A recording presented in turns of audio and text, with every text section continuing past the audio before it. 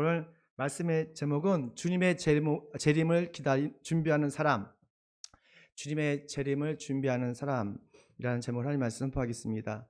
데살로니가 교회는 사도 바울과 디모데가 약 3주 동안에 모으면서 야손의 집에서 개척한 교회입니다. 이 짧은 시간 동안 데살로니가 교회를 개척했지만 그 교인들이 자신의 우상 숭배했던 제우스 신이라든지는 각종 신을 숭배했던 것을 다 버리고 예수 그리스도를 믿게 됩니다. 그리고 일상에서 믿음의 행위와 사랑의 수고와 소망의 인내로 아주 멋진 그리스도의 참 그리스도의 삶을 살게 되는 것을 보았게 되었어요. 바울은 그들의 짧은 신앙생활에도 불구하고 참 믿음의 생활을 하는 것을 보면서 항상 그 마음속에 감사한 마음을 들었습니다. 우리 데살로니가전서 1장 2절 말씀 볼까요? 있습니다. 시작. 우리는 여러분 모두를 두고 언제나 하나님께 감사합니다. 그러니까 바울에게는 너무너무 데살로니가 교인들이 감사한 거예요. 그들을 생각할 때마다 마음속에 기쁨이 있고 감사한 생각이 드는 거예요. 우리도 누군가가 나를 생각할 때 이 사람 참 감사한 분이다 라고 생각한다면 참 우리는 정말 행복한 삶이라고 생각합니다. 저에게 감사한 분은 누굴까요? 예수님도 있지만 바로 여기 앉아 계신 여러분이에요. 여러분이 믿음으로 살아가는 것을 보면 전 너무너무 감사하고 기쁜 것을 보게 돼요. 누군가 우리를 생각할 때에 정말 감사한 사람, 정말 감사한 사람이라고 생각되어진다면 정말 여러분은 믿음과 소망과 사랑으로 지금 어떻게 하고요? 살고 있는 거예요. 아마 그런 사람이 적어도 한두 명은 있을 거라 저는 믿습니다. 아멘 좀 하십시오. 그렇다고 이 데살로니가 교인들이 고난이 없었던 것은 아니에요. 항상 믿음과 소망과 사랑 중에 그렇게 멋있게 그리스도의 삶을 살았음에도 불구하고 너무도 주변의 사람들이 그 지역 사람들이 그들을 괴롭히고 핍박하고 심지어는 살인까지 했습니다. 점점 데살로니가 교회인들이 한 명, 두 명 돌에 맞아 죽고 핍박받아서 교회를 떠나고 많은 사람들이 순교자들이 늘어나게 되었어요. 만약에 우리 교회에서 교회를 봉사하다가 뭐냐면 선교 바자회라든지 아니면 선교 여행 중국이나 필리핀에 갔는데 그곳에서 불의한 사고로 한 명이나 두 명이 사망했다고 생각해 보십시오. 이게 성경적으로 보면 어떻게 보면 순교자를 낳은 교회이기 때문에 영광스러울 수가 있어요. 그러나 교회 내부는 어떨까요? 상당히 혼란스럽고 아니면 어려움을 겪게 될 수밖에 없을 것 같아요. 그러자 사도 바울은 데살로니가 교인들에게 이렇게 위로하는 것을 보게 돼요. 데살로니가전서 4장 14절 말씀 함께 있습니다. 우리는 예수께서 죽으셨다가 살아나신 것을 믿습니다. 이와 같이 하나님께서 예수 안에서 잠든 사람들도 예수와 함께 데려오실 것입니다. 여기서 예수 안에서 잠든 사람들이 어떤 사람이에요? 지금 졸고 있는 분이 아니라 뭐예요? 바로 예수님을 믿고 그 말씀대로 순종하다가 순교했던 사람들이에요. 죽음은 누구에게나 슬프고 두려운 것이에요. 예수님조차도 나사로가 죽었을 때, 형제 같은 나사로가 죽었을 때 콸콸콸 우셨잖아요. 그만큼 죽음이라는 것은 우리의 삶을 슬프게 합니다. 하지만 믿음의 사람에게는 죽음은 끝이 아니라 고통이 없는 하늘나라로 들어가는 관문이라는 이 진리를 여러분 아셔야 돼요. 이것을 믿으셔야 돼요.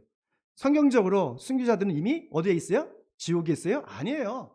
하늘나라에서 예수님의 품 안에서 영원한 안식을 누리고 있다는 거예요. 그리고 예수님이 재림하실 날에 다시 오실 날에 순교자들이 먼저 부활을 하고 그 다음에 살아남은 우리가 구름 속에서 주님을 영접할 것이라고 성경은 말해주고 있습니다. 이것이 바로 진정한 복음이에요. 예수님의 죽으심과 부활하심 그리고 다시 오심을 기대하며 날마다 믿음과 사랑과 소망으로 살아가는 삶, 이것이 바로 복음이라고요. 그렇다면 주님의 재림을 준비하는 사람은 어떤 신앙생활을 할까? 오늘 말씀을 통해서 함께 은혜 나누겠습니다. 함께 있습니다. 시작. 교회 공동체 안에서 목회자와 좋은 관계를 유지한다. 아멘. 목회자와 또한 성도와 교인들끼리 어떤 관계? 나쁜 관계가 아니라 정말 좋은 관계. 그 릴레이션십이 있어야 돼요. 건강한 신앙생활은 좋은 관계부터 시작됩니다. 십자가가 그거예요. 신앙생활은 큰 게 아닙니다. 하나님과 우리의 관계가 깨어져 있는데 예수님께서 이 깨어진 관계를 자신의 몸으로, 자신의 전부로 이어주신 거예요. 회복시켜 주신 거예요. 그래서 좋은 관계로 날마다 살아가는 사람들은 하나님 건강한 그리고 행복한 신앙생활을 하게 되는 것입니다. 그러면 우리 함께 12절 말씀 함께 읽게요. 시작. 주님 안에서 여러분을 지도하고 훈계하는 이들을 알아보십시오. 그들이 하는 일을 생각해서 사랑하고 그들을 극진히 존경하십시오. 극진히 존경하십시오. 여러분 설교자를 존중할 때 설교 말씀이 하나님의 음성으로 들리기 시작해요. 설교자를 존중하지 않으면 아무리 설교를 들어도 그냥 세미나에 있는 그런 하나의 소리처럼 들려요. 설교자에 대한 부정적인 마음, 불편한 마음이 있으면 그냥 메시지가 전혀 들리지 않는 것을 보게 됩니다. 그래서 성경은 설교자들과 영적 지도자들과 좋은 관계, 좋은 릴레이션십을 유지하라는 거예요. 그럴 때 우리가 신앙생활이 건강해질 수 있고 행복해질 수 있는 거예요. 제가 우리 교회 어느 집사님, 오늘 안 오셨는데 그 집사님의 간증을 하시더라고요. 자기가 잘못됐던 어떤 예배 태도에 대해서. 이분이 참 솔직하신 분인데 자녀의 문제 때문에 하나님께 더 기도하고 더 말씀을 보게 되었어요. 근데 그 말씀을 보면서 어느 목사님의 설교를 듣대요. 제 설교가 아니라. 너무도 감사하죠. 그래도 말라기 1장에 나오는 말씀을 듣는데 해머로 자기의 마음을 치는 그런 느낌을 들었대요. 그게 무슨 말씀이냐면 너희가 훔쳤거나 쩔뚝거리거나 병든 짐승을 제물로 가지고 오니 내가 그것을 너에게 달갑게 받겠느냐 라는 말씀에서 충격을 받았대요. 그러니까 지금까지는 자신이 예배드릴 때 그냥 형식적으로 예배드렸대요. 가끔 보면 그 집사님 가끔 졸더라고요. 이렇게 졸고 있고 딴 생각하고 있고 눈이 목사 앞에 있는 잘 보이지 않습니까? 근데 그것이 얼마나 잘못된 것인지 그것이 바로 쩔뚝대고 그리고 병든 짐승 하나님께 드리는 거라고 생각을 했던 거예요. 사실 로마서 12장에 보면 하나님이 기뻐하시는 예배는 우리를 어떻게 산 제물로 드리는 예배라고 했어요. 맞죠? 12장 1절 말씀입니다. 하나님께서 정말 기뻐하시는 예배는 우리를 산 제물로 드리는 예배예요. 근데 그 집사님이 이걸 깨닫고 그 후로부터는 열심히 말씀을 듣기 위해서 비싼 설교 노트도 사시고 그리고 거기다가 말씀을 적기 시작했어요. 근데 그 후로 얼마나 하나님 말씀이 은혜되는지 저에게 그런 고백을 간증하는 것을 보게 됐어요. 근데 저희 설교는 비슷비슷하지 않습니까? 그럼에도 불구하고 그분은 큰 은혜를 받는다고 들었어요. 주님의 재림을 준비하는 사람은 교회 안에서 어떻게 돼요? 서로 존중해야 돼요. 서로 사랑해야 돼요.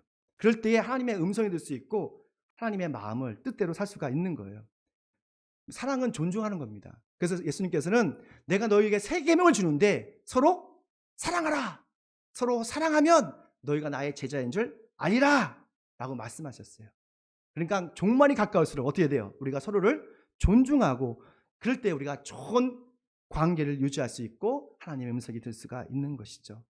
또한 주님의 재림을 준비하는 사람은 하나님의 뜻에 순종하는 사람입니다. 하나님의 뜻이 뭘까요? 함께 있습니다. 시작. 하나님의 뜻대로 넘기십시오. 시작.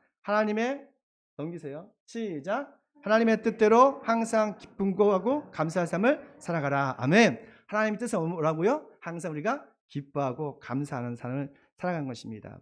하나님께서 주님의 재림을 준비하는 사람들에게 바라는 것이 무엇일까? 그러니까 아무것도 하지 않는 것이 아니에요. 그러니까 아무것도 하지 않고 산골 저 깊은 곳에 가서 웅크리고 주님 오실 날만 기도하는 그런 사람이 아니에요.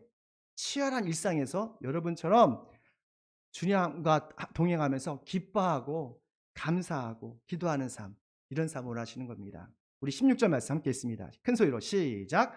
항상 기뻐하십시오. 끊임없이 기도하십시오. 모든 일에 감사하십시오. 이것은 여러분에게 바라시는 하나님의 뜻입니다. 하나님의 뜻대로 사십니까? 중요한 건 그건 거예요. 우리는 이걸 외우고 있어요. 항상 기뻐하고 끊임없이 기도하고 모든 일에 감사하는 거. 너무 쉬워요. 이게 하나님의 뜻이래요. 너무 심플하죠. 너무 간단하죠. 근데 중요한 것은 이렇게 살지 못하는 게 정말 대부분의 그리스도인이라는 거예요. 어떤 상황에서도 항상 실실 웃고 기뻐하는 사람은 누가 있겠어요? 사실 우리 주변 우리 동네에 매일 돌아다니시는 분이 계세요. 매일. 근데 그분이 약간 실실 웃는 것 같아. 정신이 좀 약간 이상한 분이신데 매일마다 잔인한 사건이 있고 사고가 있고 전쟁 같은 치열한 그런 어려움이 있는데 어떻게 웃을 수가 있어요? 쉽지 않은 것입니다. 그런데요, 평강의 하나님은 우리가 믿음의 사람들이 항상 기뻐하기를 원하세요. 그럼 어떻게 기뻐할 수 있을까요? 그것은 우리를 구원하신 하나님을 생각할 때, 우리를 구원하신 하나님을 믿음으로 하나님의 주시는 그런 기쁨을 누릴 수가 있어요. 이것이 바로 구원의 기쁨입니다. 여행을 가도 내가 좋아하는 어떤 상품을 사도 기쁨이 있죠. 그런데요, 우리 마음속에서 샘솟는 기쁨, 생각만 해도 기쁨, 그거는 바로 구원의 기쁨이에요. 내가 구원받았다는 것, 지푸라기를 못한 내가 하나님의 거룩한 자녀가 됐다는 것을 생각하면 여러분 기뻐하셔야 돼요. 감사할 수밖에 없다니까요. 근데 이것을 자꾸 잊어버려요. 기쁨을 다른 곳에서 찾아요. 세상 속에서 찾기 때문에 자꾸 우리 기쁨이 오르락내락 하는 거예요. 그것도 기쁨이 있습니다. 나쁜 건 아닙니다. 저도 시계를 사고, 저는 시계 샀습니다. 자랑해야 되겠다. 시계를 사고 내가 사고 싶은 걸 샀을 때 기쁨이 있더라고요. 그러나 어떤 역경이 있어도 기뻐할 수 있는 것, 뭐라고요? 우리를 구원하신 구원의 기쁨 할 때 우리는 어떤 상황에서도 기뻐하고 감사할 수 있는 거예요. 사도행전 16장에 보면 바울과 실라는 빌립보에서 열심히 선교를 했습니다. 예수님 믿으십시오. 예수님께서 우리의 모든 죄를 대속하셨습니다. 열심히 전도했어요. 근데 그에게 돌아온 것은 투둑에 맞는 거였어요. 채찍에 너무 많이 맞아서 등짝이 아주 갈갈하게 찢어지고 감옥에 갇히게 됐습니다. 복음을 전하다가 맞는 거는 다르더라고요. 그냥 내가 잘못해서 맞는 것과 야단 맞는 것과 내가 의와 정의를 위해서 하나님 나라와 의를 위해서 핍박받는 것은 전혀 다른 느낌이 있어요. 그 감옥에서 이 바울과 실라는 여러분 다 아시는 것처럼 뭐 했죠? 기쁨의 찬양을 올려드렸습니다. 아니 너무 억울하지 않습니까? 난 좋은 일을 하려고 했는데 내가 투둑에 맞았고 또 감에 갇혔는데 얼마나 억울하고 힘들겠어요. 그런데 이들은 찬양하는 거 봐요. 사도행전 16장 25절 말씀 함께 읽습니다. 시작. 한밤중이 되어서 바울과 실라가 기도하면서 를 부르고 있는데 제수들이 듣고 있었다. 아멘. 한밤중이 되어서 어떻게 했다고요? 바울과 실라가 하나님께 기도하면서 찬양해. 여러분 우리가 기분이 좋으면 뭐예요? 뭐 하십니까? 찬양하지 않습니까? 막 집에서 화장실에서, 저는 화장실에서 자꾸 찬양하게 되는 것 같아. 막 찬양하지 않습니까? 왠지 기쁜 거예요. 맞았지만 왜? 예수님을 믿는 것과 고난 받는 것이 이들에게는 특권이었어요. 우리는 예수 믿고 나의 필요를 채우면 그것이 행복이고 그 특권을 생각하잖아요. 그런데 그 수준을 넘어서면 내가 예수님 때문에 손아보고 예수님 때문에 아프고 병드는 것이 하나님의 특권이라는 것을 알게 되는 거예요. 좀 더 성숙한 그리스도인이죠. 그러자 여러분 놀라운 일이 발생합니다. 지진이 일어나는 거예요. 그 빌립보에 지진이 나서 모든 오물이 확 열리고 제수들의 수갑이 다 풀렸어요. 차고가 다 풀렸어요. 그래서 우리는 정말 재미있는 진리를 발견해요. 기쁨의 찬양을 할 때 옥문이 열린다는 거예요. 그리고 수갑이 풀린다는 거예요. 우리 현재 갖고 있는 우리 마음의 부담감, 그리고 옥죄고 있는 이 모든 것이 우리가 뭐 할 때, 기쁨의 찬양을 드릴 때, 구원의 찬양을 드릴 때 다 열린다는 거예요. 자유하게 된다는 거예요. 그러니까 여러분 하나님을 찬양하십시오. 우리 마음을 옥죄고 있고 우리 영을 옥죄고 있을 때 여러분 그 악한 영에 휘말리지 마시고 그때에 바로 기쁨의 찬양을 드리세요. 난 하나님의 자유임을 찬양하시고 또 주님께서 나의 구원하심을 찬양할 때 여러분 자유함을 누리게 될 것입니다. 또한 주님의 재림을 준비하는 사람은 모든 일에서 믿음으로 감사할 줄 아는 사람이에요. 우리 18절 말씀 함께 읽습니다. 시작. 모든 일에 감사하십시오. 이것이 그리스도 예수 안에서 여러분에게 바라시는 하나님의 뜻입니다. 하나님의 뜻은 아주 명확하게 써 있습니다. 감사하라는 거예요. 여러분 악마가 마귀 사탄이 못하는 딱 한마디가 있습니다. 감사합니다요. 감사합니다 말을 정말 못해요. 여러분 일상에서 여러분 감사합니다를 못하는 것은 여러분 입이 어떻게 있으면 잡혀 있는 걸 수도 있어요. 순간순간마다 우리는 감사해야 돼요. 아내가 밥을 줬을 때 어떻게 돼요? 감사해야 돼요. 남편이 아내한테 조금 선의를 베풀었을 때 항상 감사해야 돼요. 여러분 감사할 때 엄청난 에너지가 일어나요. 우리가 감사할 때 놀라운 하나님의 축복과 기적이 일어나는 것을 보게 됩니다. 과학자들이 또 이 감사의 말에 강력한 힘이 있다고 합니다. 여러분 다 아신 것처럼 엔도르핀이 막 확 나온대요. 감사합니다 했을 때, 사랑합니다 이 좋은 긍정의 말을 했을 때 여러분 엔도르핀이 분비돼서 면역력이 증대되고 혈액순환이 잘 된대요. 만약에 우리 성도 중에 혈액순환이 안 되는 것은 불평하는 사람들이에요. 불만 많은 사람들. 그런 사람들은 혈액순환이 잘 안 돼요. 혈액순환이 잘 되십니까? 그러면 아마도 그런 사람들은 감사한 말을 말할 것 같아요. 그러면 감사합니다. 저는 다른 거 못해도 감사합니다는 참 잘해요. 우리 아내가 증인이에요. 뭘 줘도 감사합니다. 하나님께 감사하고 아내에게 감사하고 자식에게 감사하고. 그러면 여러분 우리 날마다 주님 안에서 영혼과 몸이 어떻게 돼요? 건강해질 걸 믿습니다. 요한복음 6장에 보면요, 예수님께서 갈릴리 바다에 걸으시면서 하늘나라에서 열심히 선포하셨어요. 그러니까 사람들이 모여들더니 한 5천 명이 모여드는 거예요. 남자만. 한 여자 아이들까지 하면 몇만 명이 모였겠죠. 근데 이 사람들이 움직일 생각을 안 해요. 하나님 예수님의 말씀이 너무 좋으니까 하루 이틀 안 가요.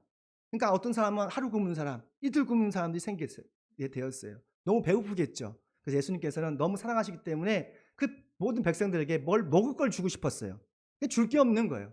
제자들에게 먹을 걸 가져와 했더니 없다는 거예요. 근데 안드레라가 한 어린아이가 가져왔던 점심 도시락, 보리빵 5개와 물고기 2개를 가져왔어요. 그때 예수님께서 한 행동이 정말 중요합니다. 요한복음 6장 11절 말씀 함께 읽습니다. 시작. 예수께서 빵을 들어서 감사를 드신 다음에 앉은 사람들에게 나누어 주시고 물고기도 그와 같이 해서 그들이 원하는 대로 주었다. 기도도 원망의 기도가 있는가 하면 무슨 기도가 있습니까? 감사의 기도가 있어요. 예수님도 하나님 아버지에게 어떻게 해요? 작지만 보리떡 5개와 물고기 2마리지만 이것을 어떻게 해요? 작지만 하나님께 감사의 기도를 한 거예요. 감사의 기도를 한 후에 제자들에게 나눠줬어요. 이게 중요한 거예요. 감사의 기도는 하나님의 기적을 경험하게 하는 거예요. 여러분 다 아시지 않습니까? 일어나서 5천 명이 다 먹고 12강주가 남았어요. 풍성하신 하나님, 풍성하게 우리에게 주신 하나님을 우리가 경험할 수가 있는 거예요. 예수님이 하나님께 감사의 기도를 하자 하늘과 땅을 창조하신 하나님께서 기적을 경험하게 하셨던 거예요. 여러분 일상에서 작은 일에 하나님께 감사의 기도를 드렸으면 좋겠어요. 모든 일에 하나님께 감사의 기도를 드려보십시오. 그러면 우리의 생각을 뛰어넘는 오병이어 기적 같은 그런 기적을 경험하게 될 것입니다.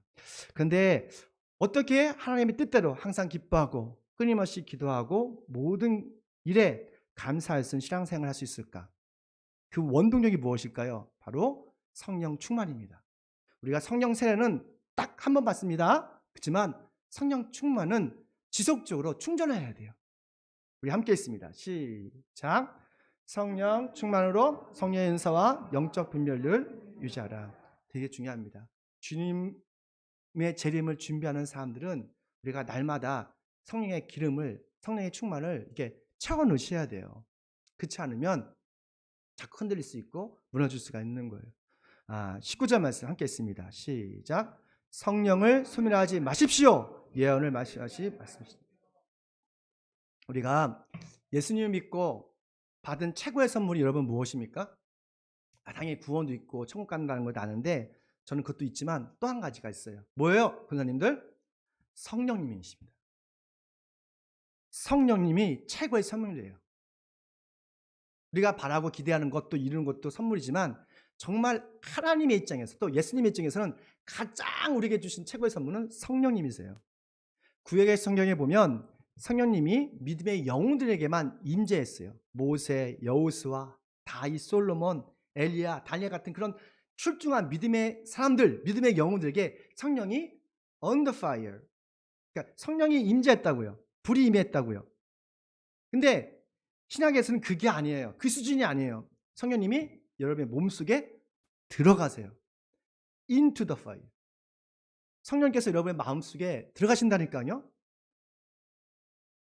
고린도전서 3장 10절 말씀 함께 있습니다. 시작. 여러분은 하나님의 성전이며 하나님의 성령이 여러분 안에 거하시는 거 알지 못합니까? 아멘. 성령이 어디 계시다고요? 여러분 안에, in your body, 여러분의 몸 안속에 성령님이 있다는 거예요. 이 놀라운 기적입니다. 이보다 더 큰 축복이 없어요. 왜냐하면 우리가 어느 것에 있든 무엇을 하든 항상 우리 안에 누가 계신 거예요? 성령님이 친구처럼 항상 동행하신다는 거예요. 그러니까 너무도 우리의 형편을 잘 아시는 거예요. 우리의 마음의 두려움과 걱정과 이걸 너무 잘 아시는 거예요. 근데 그분과 우리는 어떻게 하면 돼요? 대화하면 돼요. 속삭이면 돼요. 염려 그분께 맡기면 돼요. 대부분의 사람들이 성령에 대한 생각조차 하지 않아요. 무엇을 먹고 무엇을 마시고 어떻게 해야 될까 그것만 생각하지, 여러분 안에, 우리 안에 있는 성령님과 대화할 생각하지 않습니다. 영적 관리가 하지 않는 거예요. 영적 관리를 하지 않으면 성령님이 슬퍼하기도 하시고 심지어는 소멸하세요. 이 말씀이니까 성령을 소멸하지 말라라고 명령하시잖아요.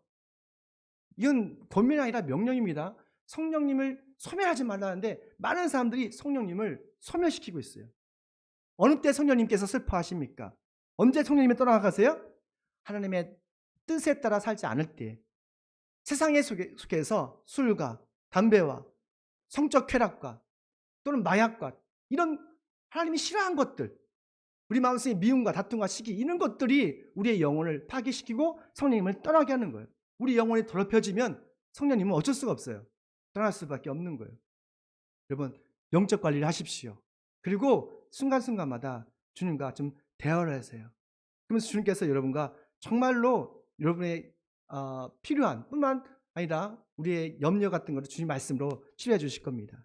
또 말씀 보니까 영적 분별력이 필요하대요. 영적 분별력. 우리가 기술을 발전하고 AI가 발전할수록 사람들은 영성에 대한 관심을 갖게 된대요. 저도 며칠 전에 배웠어요. 우리 이현배 목사님한테 기술이 발전할수록 AI라는 첨단 지식, 이런 것들이 많아질수록 사람은 과학도 과학이지만 영성에 더 관심을 갖게 된대요.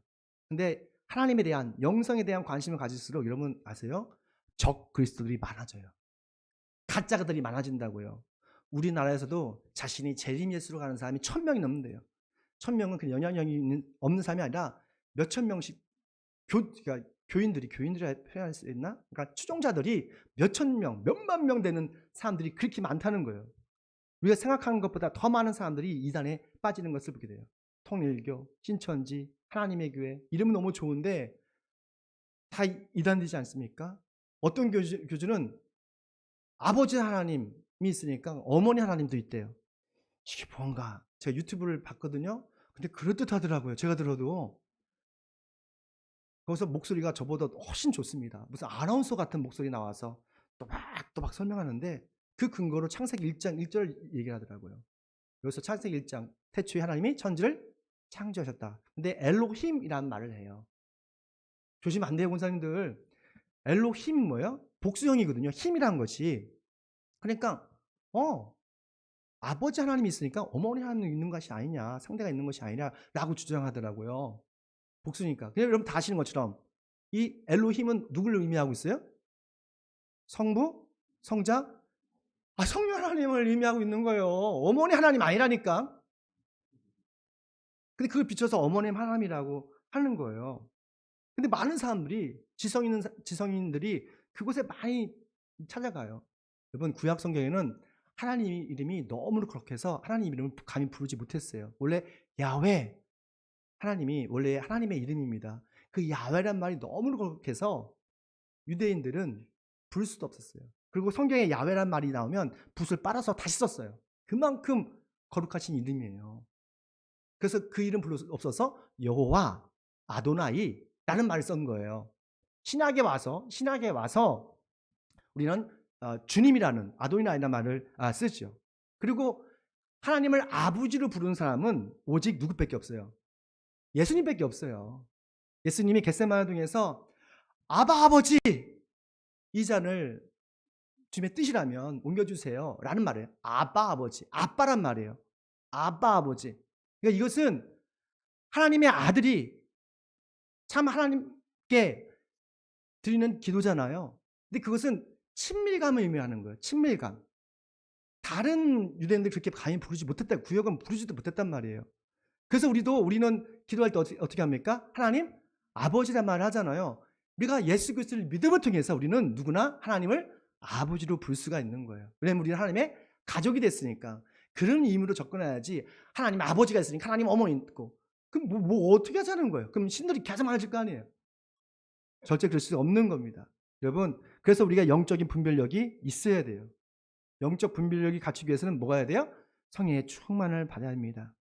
성령님은 멀리 계신 분이 아니에요. 바로 지금 여러분의 마음속에, 여러분의 마음에 계십니다. 그래서 중요한 것은 성령님과 끊임없이 대화하셔야 돼요. 오늘부터 오늘 성령님과 대화하시길 축원합니다. 근데 성령님과 대화할 때 착각하는 게 있어. 내 자아와 나의 생각과 성령님의 생각이 막 뒤섞여서 나올 때가 많아요. 마음의 소리가 있어요. 그렇지 않습니까? 마음의 소리가 있고 성령의 소리가 있는데 마음의 소리를 성령의 소리로 들으면 곤란합니다. 그런데 일단은 그 마음의 소리를 타고 성령의 소리가 들릴 때가 있어요. 그래서 그 훈련을 좀 할 필요가 있어요. 마음으로 성령님과 하나님과 대화할 필요가 있다고요. 그리고 하나님의 분명한 음성은 바로 하나님의 말씀이에요. 믿으시죠? 그래서 하나님의 말씀에 근거해서 성령님과 대화를 하다 보면 정말로 성령님의 음성을 듣게 됩니다. 종말 시대에 우리는 지금 살고 있어요. 우리가 생태학자들이나 과학자들이 종말이 점점점 가까워졌다고 합니다. 이미 2000년 전 예수님께서는 성령의 사함을 통해서 정말 종말이 가까워지니까 두렵고 떨리는 마음으로 재림을 준비하라고 하셨어요. 정말 지금은 정신을 바짝 차리고 주님의 재림을 준비할 때입니다. 아시죠? 목회자들은 어떻게 해야 돼? 그래서 우리가 서로 영적인 지도자들 교회 안에서 서로를 존경하고 좋은 릴레이션십, 좋은 관계 유지하고 정말 하나님의 뜻대로 주님 안에서 항상 기뻐하고 감사하고 또한 성령 충만으로 영적 분별을 갖고 주님께서 오실 그날까지 건강하고 행복한 그런 믿음의 삶을 하기를 축원합니다. 마지막 24절 읽고 마치겠습니다. 시작. 평화의 하나님께서 친히 여러분을 완전히 거룩하게 주시고 우리 주 예수 그리스도께서 오실 때에 여러분의 영과 혼과 몸을 흠이 없이 완전하게 지켜주시길 빕니다. 반드시 여러분의 영과 혼과 몸이 흠이 없이 거룩하게 지켜주시길 믿습니다. 네, 기도하겠습니다. 생명의 주관자이신 하나님 아버지, 2000년 전에 하나님의 언약대로 예수님을 보내주시고 우리의 모든 죄를 대속해 주시고